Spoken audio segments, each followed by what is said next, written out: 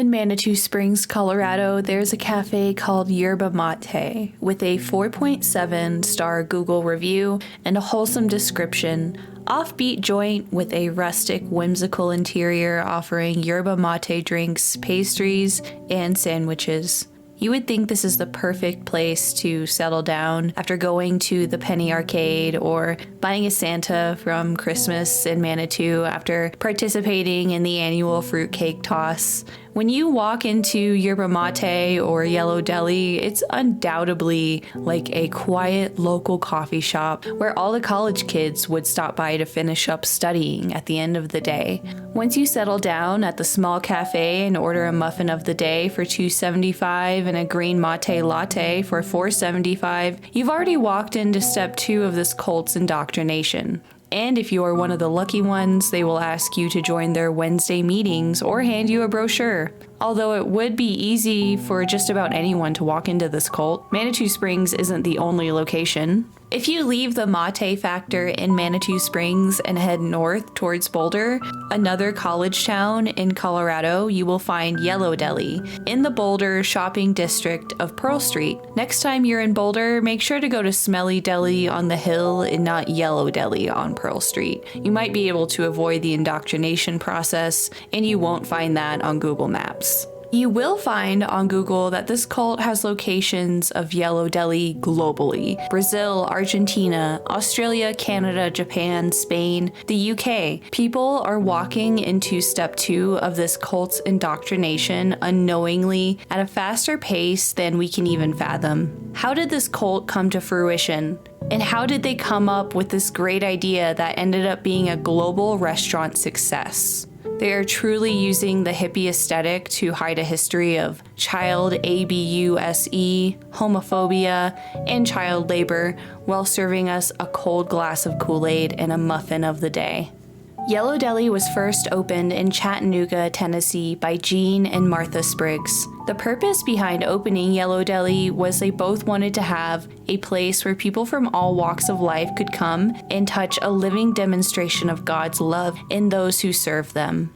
In plain English, this cult wants to serve you sandwiches and hot drinks so they can identify potential recruits. Once you are identified, they will approach you and invite you to a meeting or give you one of their brochures they conveniently leave out with the cult's newspaper that describes their perfect commune life where all animals are equal. But that's the thing, it's what they want you to think.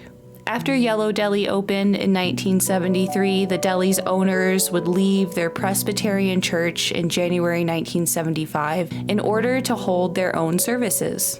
Just the next month, in February 1975, members would begin speaking out about the group's practices. And in the summer of 1976, Melinda Horton would be the first in the group to be taken by a deprogrammer known as Ted Patrick. That fall, the group would move from Chattanooga to Island Pond, Vermont. And again in December of 1979, 2 other survivors named Kirsten and Joanna Nielsen were assisted by Ted Patrick. The same year, Kirsten and Joanna were both deprogrammed by Ted Patrick. Colleges in the local area issued a statement to students about Yellow Deli, as cited from this article. Back in 1979, Chattanooga, the deli was labeled as off-limits to students attending a now-closed Tennessee Temple University, Covenant College in Lookout Mountain, Georgia, and Bryan College in Dayton, Tennessee. The same year, the group would sell its location that had been open for 6 years in Chattanooga. This allowed the group to change its location to New England, with the primary base being in Vermont. The church has been the subject of much controversy during recent years. Newspaper articles have described the restaurant operations as forcing church members to work long and grueling schedules with little or no pay. Critics have also accused the church's elders of seizing the personal property of new members and wielding autocratic power and using it for the church's purposes. This is a pattern that would continue to happen until 1980, when the group officially settled on the name 12 Tribes. In June of 1984, the Island Pond community is raided by the FBI on allegations of child abuse. About 90 state troopers and 50 social service workers took part in the raid, which began shortly before 6:30 a.m. The teams moved simultaneously on the 20 homes, 19 in Island Pond and 1 in Barton, about 20 miles southwest. Police were seen carrying rods and switches from one of the homes. Elwin Rabida, an Island Pond native who has lived next door to some of the church members, said he has seen children beaten with sticks. "I've seen them lick those kids something wicked," Mr. Rabida said. Because of lack of identification for each child, this complicated the court process, which ended in the judge ruling in the 12 tribes' favor.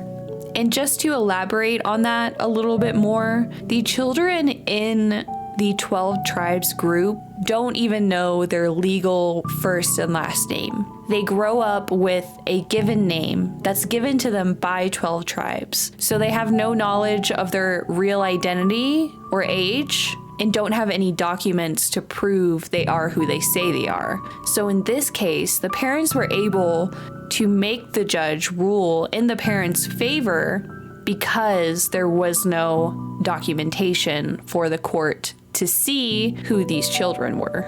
About 140 state police officers and social service workers raided 20 homes near here early this morning and took into custody 112 children of the Northeast Kingdom Community Church because members had refused to answer complaints about child abuse and neglect. By the time court action ended at 10:30 p.m., all the children and their parents were sent home. The Associated Press reported 40 cases were dismissed when the parents refused to give the names of their children. Officials said, while some other cases were continued. Additional details were also included at the end of the article. The AP also reported that Vermont Attorney General John Easton said an investigation by his office of the church had centered on questions of abuse and truancy and other areas, including the operation of a medical clinic without a license, the failure to register births or deaths, and the failure to adhere to public building codes. In 1989, Steve Wooten kidnapped his 2 sons he shared with Lori Johnson before a custody trial hearing. He was wanted for 8 years by the FBI. I'm going to read you an article explaining Lori's reaction to seeing her sons after 8 years of the 12 tribes, hiding them in locations across the country. When the phone call finally came, Lori Johnson's heart soared. After an 8-year search for her 2 sons, authorities had found them in a small town in Florida. But the moment she had prayed for held little joy. When she finally met them, her sons refused to look her in the eye. I expected the worst, and they got it. By the time she brought them home to Scriba in Oswego County last month, Mrs. Johnson's sons, 12-year-old Seth and 17-year-old Nathaniel, had spent their childhood in a religious sect whose members banished their mother and branded her as wicked.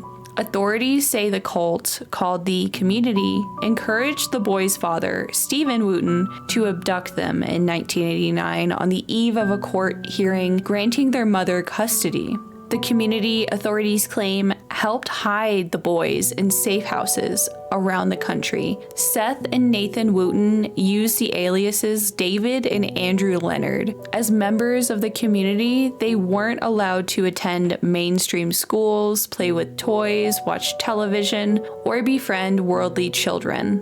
Mrs. Johnson described the group as a rigid hierarchy in which male elders make the decisions, male followers enforce them, and women and children obeyed. This is an article from The Winnipeg Sun by Mike McIntyre, April 11th, 1996. Angry members of a local religious cult say there were ulterior motives behind raids more than 70 police officers conducted yesterday in a search for 2 kidnapped kids. Cops hit 4 homes and 2 businesses just before 6 a.m., looking for 2 children kidnapped 7 years ago by their father, a known cult member. David Taylor, a member of the Northeast Kingdom Community Church, said police separated him from his children, took photos of them, searched through his personal belongings, and questioned his beliefs and parenting skills. "We don't have a problem if they came to look for the children. but it's pretty evident they were looking for more than they said they were, Saylor said, adding he's never seen the kids or their father. The 8-year wait would finally end on March 11th, 1997, when the FBI found Steve Wooten's rented house in Havana, Florida, arrested Wooten, and took custody of the boys. In the month since, with help from a hired cult deprogrammer, the boys have reclaimed Mrs. Johnson as their mother, and the word mom now comes naturally from their lips. Mrs. Johnson, who declined to have her sons interviewed, said the boys look forward to living a normal life. And throughout the 1990s, the cult moved continents to Australia. Hundreds of members were already helping the cult operate the Common Ground Bakery and Cafe in Picton, as well as Yellow Deli in Katoomba in the Blue Mountains. While members also live in communes located in Coaldale, north of Wollongong. Eventually, they would also open a location that still operates in Peppercorn Creek Farm near Picton. The 12 tribes would also expand during the 1990s to present time in Canada, France, Spain, Argentina, Brazil, Germany, and England.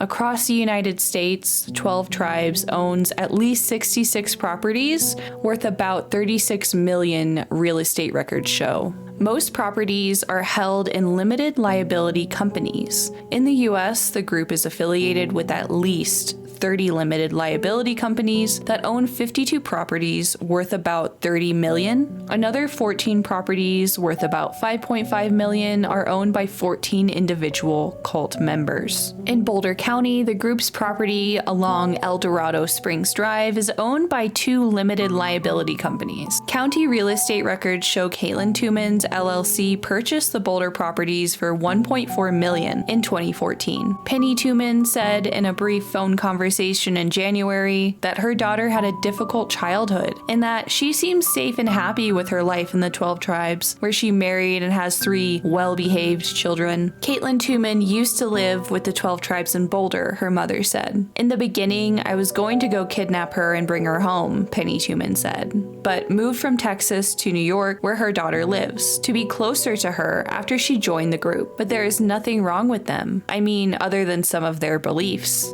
Star Furniture just celebrated its 100th year of business last year. Shirley Tuman is currently the vice chairman. With the combination of real estate value being tax exempt for being a religious entity and Caitlin Tuman's family fortune, this cult was able to expand bigger than its Tennessee roots and even bigger than across the United States. 12 tribes are literally spread across multiple continents, with the only cult global counterpart I can think of being Scientology. If you like this video, please let me know in the comments. I would love to explore this cult and their scam more with you if you enjoyed this. And if you have any suggestions for future content, please let me know.